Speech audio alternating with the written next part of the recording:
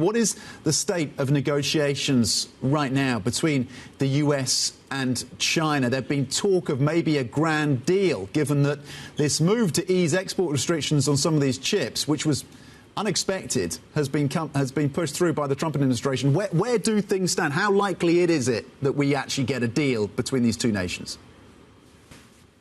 Well, it certainly was looking much more promising recently, right? You had a softening in tone from the Trump administration. We even had Besant coming out and saying, well, markets shouldn't even be that obsessed about the tariff deadline, which will be, or the deadline to reach a deal, which is next month, sort of walking back any fears that if a deadline is passed, for example, or extended, that they shouldn't be trading as they have been, really, on any negative sentiment. So there were kind of more improvements in the relationship. There's also a sign that Trump wants to start he wants to aim for a summit with the Chinese leader by the end of this year. In order to do that, there needs to be more moves like the softening of Nvidia's chip exports, because those controls had been in place for a while. They're a bipartisan policy. They were also under the Biden administration.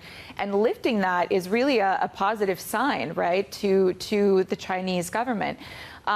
What we could see kind of in the next little bit is potentially more softening on that front, and potentially, the Nvidia chips and this particular chips that were exported to China, there could be more on that front. It's just one of many export controls that are in place and many options that the U.S. government has to sort of soften things. But there are two things that happened recently in the news that might escalate the situation once more.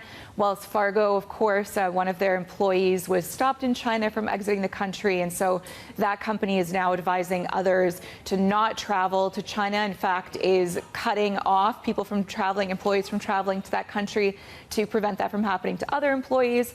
So, of course, that is a major issue there.